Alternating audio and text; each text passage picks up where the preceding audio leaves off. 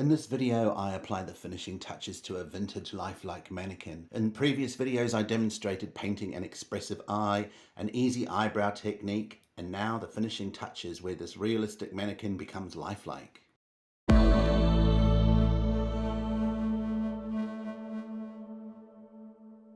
And this is how we left her after our last video. You could almost leave her like this if you painted a lip on her, but these next tricks are going to make her features pop. This is the palette I'm using. That central colour is basically a match to her skin tone. The colour on your left is that colour mixed with about 50% white. The two brown shades are like darker versions of that central colour that have had some brown added to them. I've got a little bit of white, and the two pink colours up top are that central colour with some cadmium red added to it and a little bit of white in the paler one. And I'm just protecting her lip now with a little bit of insulation tape. I find that fits over the curve of her lips quite well. I could use masking tape, but I prefer to use insulation tape. And I'm just applying that darker red colour into the cavity of her mouth, trying really hard to not get it all over her teeth, but you can see I failed at that miserably. But it's the trickiest part to do, really, and you can see how much I'm struggling getting all this paint in here. But my goal is to get the inside of her mouth painted this dark red colour without using too much paint.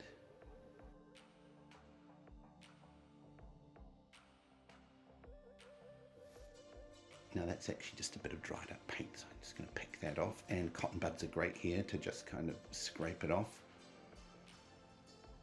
And I'm just focusing on getting right into the corners there with a very small brush. Like I said, I don't want to put too much paint in it, particularly around the very edges, because I'm going to blend this paint out onto her lip, and I want to create a nice soft line, so you don't want to have too much paint in there.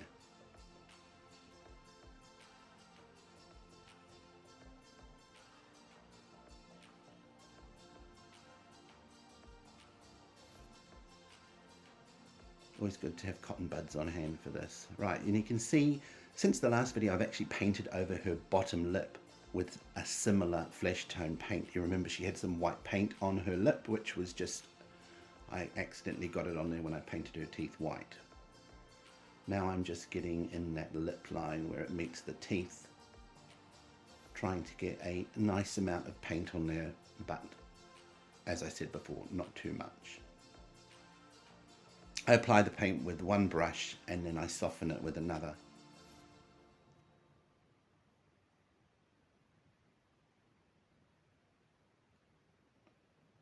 And it's looking very red. In real life, this paint is not quite as vibrant and red looking as what it appears on the screen. Well, on my screen anyway. Of course, we're all looking at these colors on different monitors and screens, and that is the bane of my life, because of course I'm trying to convey color and I have no idea what all you guys are looking at. But so excuse my descriptions of color. Sometimes they can be a little bit out there, but I think it's good to describe the kind of color that I'm using.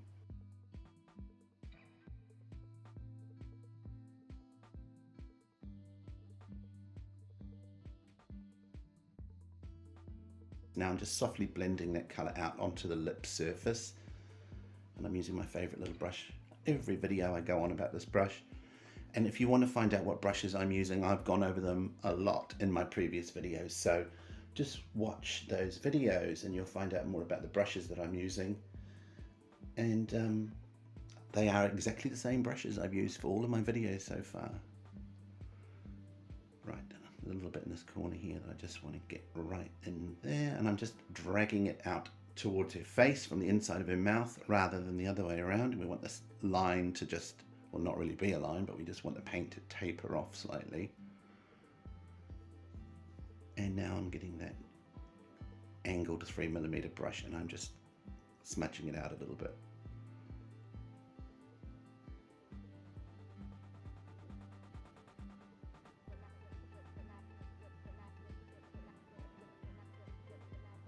This is sped up slightly, 20%. I'm not moving like lightning, but it's just because I'm trying to keep this video succinct. Now the leftover paint on that angled 3mm brush, I'm just creating a little bit of a shadow around the edge of her lip. This part of her lip that I'm painting now probably shouldn't have a sharp line on it, otherwise it will look like lipstick, and we don't want it to look like lipstick because it's a little girl. We don't want no toddlers and tiaras vibes on this mannequin.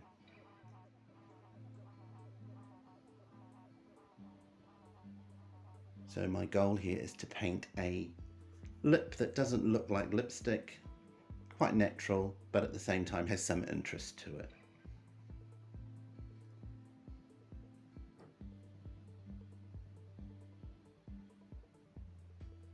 Apologise for blocking the light occasionally, and I apologise for my hand being in the way occasionally. I only have one camera while I'm doing this, so I can't keep moving the camera around.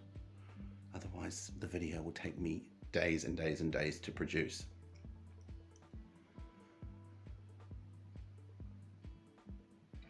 A few of you have said that you want to see things in real time. A few of you have said that it'd be nice if we can just get a move on. So this is somewhere in the middle is what I'm aiming for with these videos, but you let me know what you think, if I'm getting that mix of you being able to see what I'm doing but at the same time not quite in real time. Now this is that lighter pink, which is basically the flesh tone match with the cadmium red added to it and a bit of white, and it's a nice kind of orangey toned pink, I would say, because she's got so much orangey gold tones in her skin. You wouldn't want to use like a cold pink. Anything that's too icy would probably look quite strange. Well, it would look like makeup, and we don't want it to look like makeup.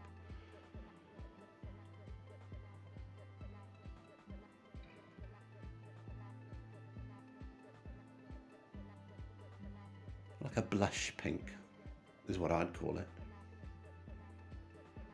And now I am using that brush, which is actually a eyeshadow brush from the Chinese import store, very cheap, but it's got quite a nice shape to the tip of it, and I'm just making sure I'm getting a nice defined curve on the crest of her lip there, on the Cupid's bow.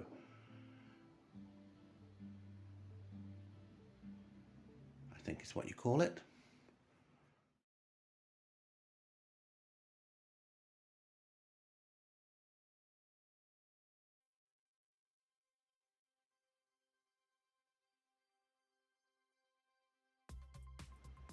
I'm whipping from side to side here, trying to be either side of the camera, so my arms are not omnipresent everywhere. I just edit that part out, so I'm popping back and forth. It's a little tricky, but it's nice and symmetrical-ish.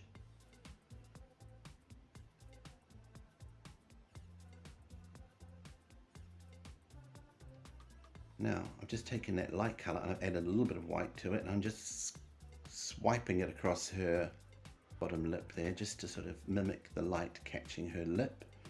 And I'm trying not to blend it too much. You can over blend these and they just all disappear and there's no contrast and it doesn't really show up. So have faith and keep everything a little bit contrasty. You can always smooth it out again later with oil paint, because the oil paint does have quite a long drying time.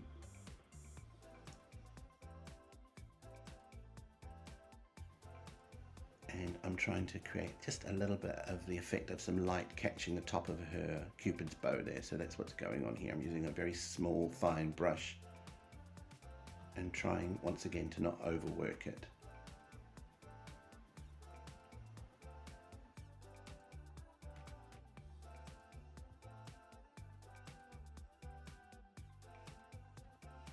Now, if this was an adult female, I would consider putting a varnish over this once it's dried, but I'm not going to do that. I'm going to leave this painted texture because I think that's more like a natural lip texture. Once again, if you put a gloss on it, it could look a little bit pageanty. Now I have some white paint and I'm just painting over the teeth where I might have a little bit of a residue of that red paint.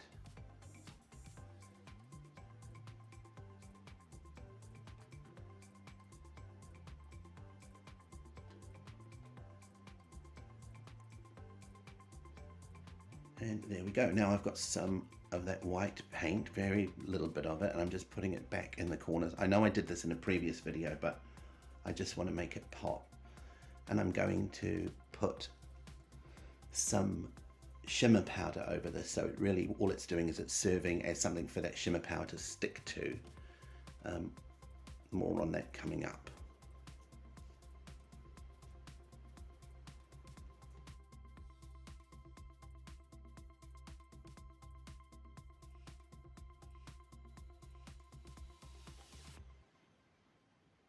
And this is the brown shade that I mixed up on my palette. It's basically like a darker version of her skin tone with a little bit of brown pigment added to it. And I've done 2 shades of this brown, one a little bit deeper. I've got a tiny little bit on that eyeshadow brush, a different eyeshadow brush I should add. I'm just trying to put a little smudge in the crease of her eyelid and just under her lower eyelid there, under the waterline.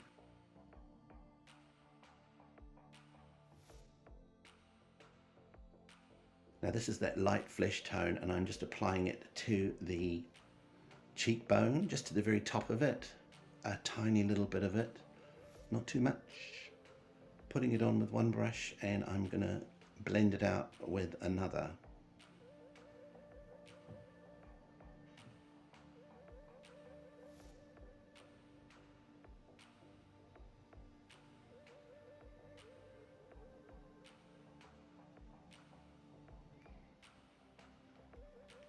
And just with the last little bit that's left on the brush, I'm putting it on her brow bone.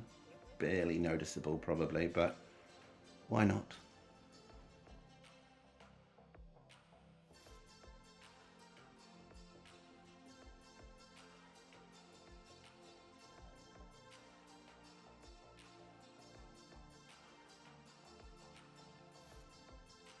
Now I've got a big soft natural haired brush, and I'm just blending that out, smoothing it out.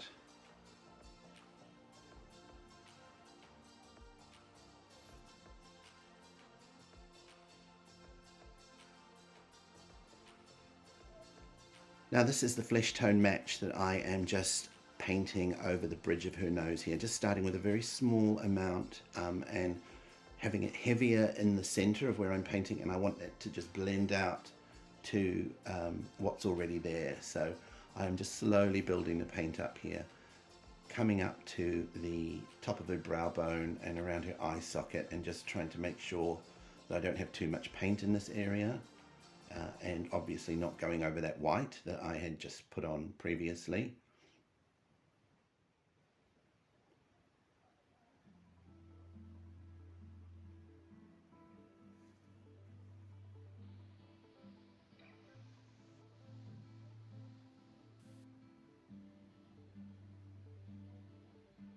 And it is barely perceivable what I am doing, so I'm going to speed it up a little bit because you probably can't even really see what I'm doing, but I'm basically just painting this mid-face area, and really it's just going to serve the other colors that I'm about to put on there. It's going to help them blend in.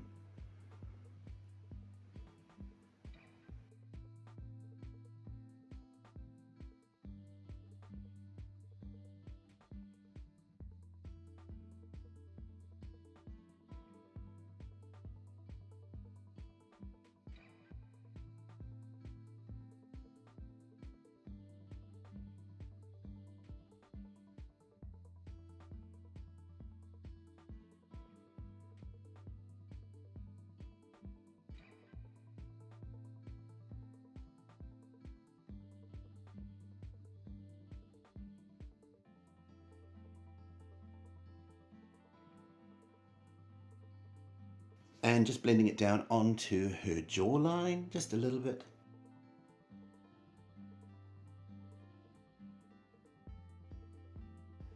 And not going anywhere near her upper lip or her, what do they call it, nasolabial fold. Not that she's got a fold because she's just a kid, but you know, that kind of area from the nostril to the corner of the mouth, leaving all that alone.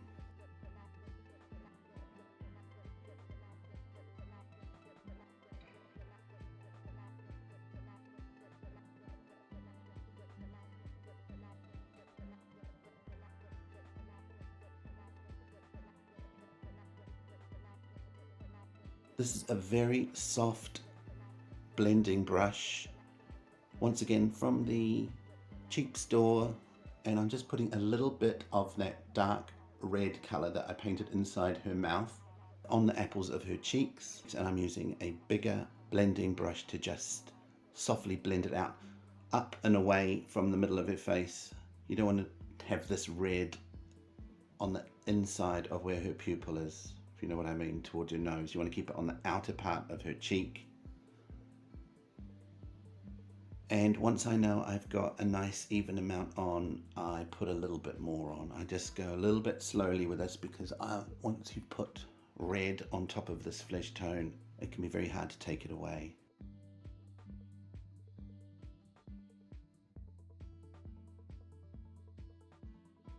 And now I'm just putting a little bit more, and then I do the same, just sort of blend it out.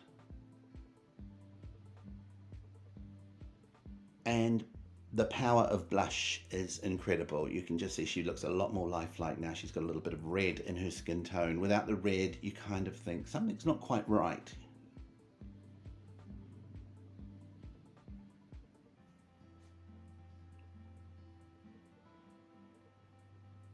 This is another cheap brush. I got a lot of cheap brushes. I've got some nice expensive ones as well, but I find I just end up using the cheap ones.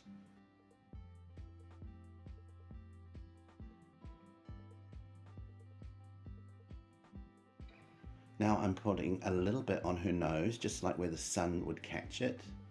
Not much, but that's another youthful look, having a slightly rosier tip to your nose.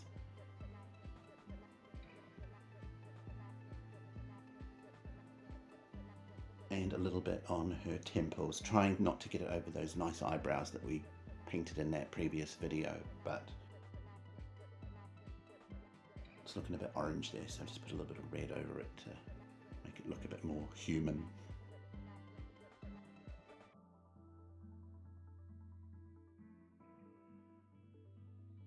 A little bit more on the sides of her nose.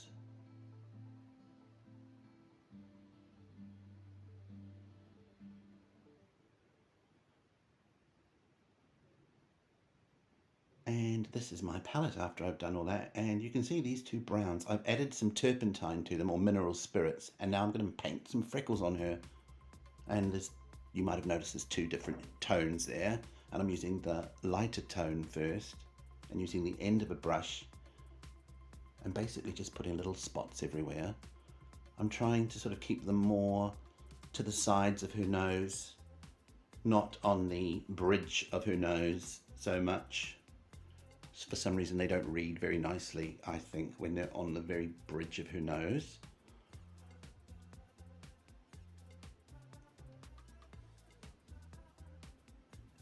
And you want to be quite deliberate with this.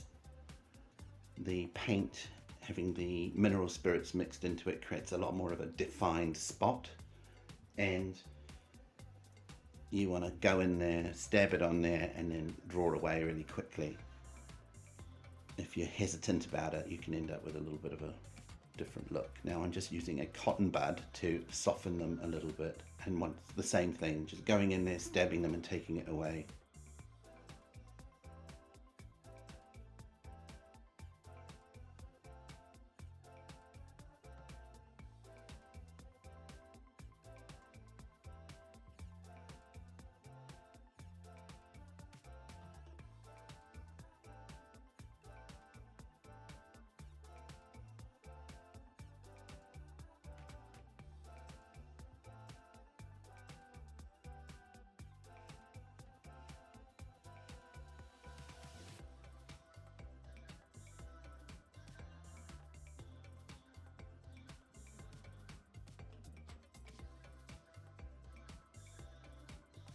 And I'm going back in there and doing a few more, and I'm using the slightly darker colour this time.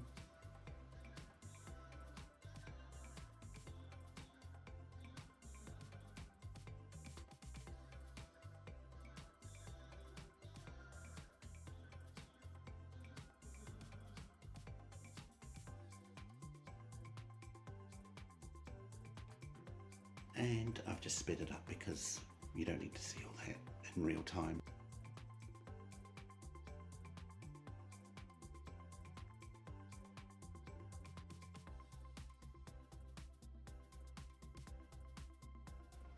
And now I have some MAC pigments. This is a copper color and a champagne color, both MAC pigments. The champagne one's just been decanted into a different container.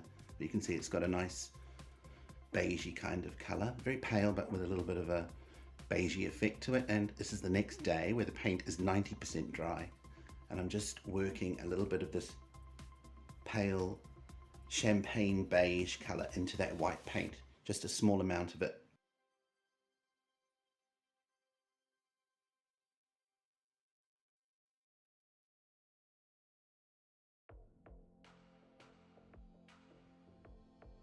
And this pigment's 100 years old. No, it's like very old, but it's fine for a mannequin. Put a little bit on the tip of her nose.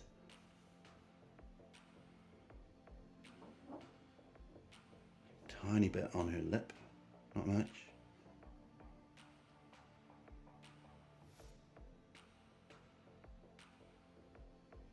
And now I am taking the copper, which I have actually painted onto a piece of old cardboard, just so that I don't get too much on there and I can get a little bit more control and a visual on how much I'm using. And this is this big, well, it's not very big actually, and this is a soft brush that I'm just going to slowly apply it across that mid-face area where the sun would hit your face if you had a suntan. And you can see these textures building up on the face now. She was very matte and chalky after that spray sealant that I put on at the end of the last video, which was acrylic. And I had a lot of people asking me, how can you put acrylic paint over the top of oil paint? And the thing is, when they write those instructions, they're not writing them for people who are painting mannequins.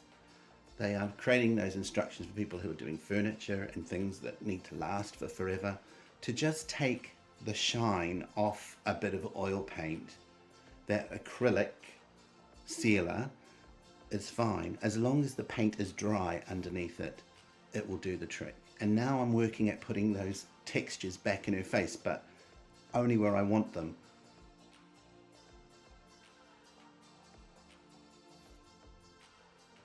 And here she is. She's got nice glossy eyes. She's got a little bit of shimmer to the middle of her face, but the rest of her face is nice and matte. Now these are the eyelashes I'm using. Cheap eyelashes, imported from Asia, 2 different shapes.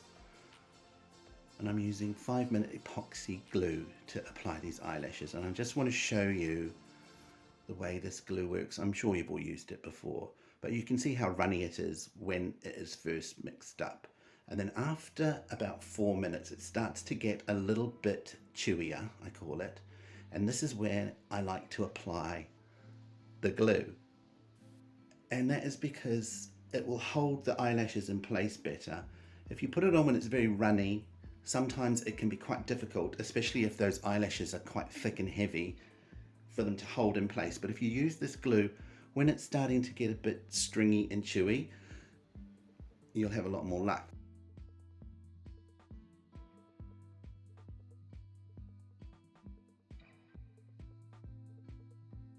The only thing is you've got to get it on quickly, because look, you can see what it's like after 5 minutes. It's pretty much unusable. So once the glue is around that 4-minute mark, I quickly put it on and then I apply the eyelashes. And that's what I've done here. I've just applied the glue to that inner corner of that eyelash, and it's nice and chewy, so it holds the eyelash in place. And what I'm doing here is I'm using a piece of blue tack, for lack of a better word. It's not blue tack, but it's a similar product, to just make sure the angle of those eyelashes is correct. And once it's dry, after about 10 minutes, I glue the outer edges. And you want these eyelashes to come out at you. Lower eyelashes should come right at you rather than down. You want to make them come out. And I'm using a slightly different technique here to what I do on the top. I usually put the lower eyelashes on first. I've got a toothpick there where I've just put a little bit of that epoxy glue, a new batch, on the outer edge of that eyelash. Just a small amount, used a toothpick to control it, and now I've got these fine point tweezers where I'm just positioning it.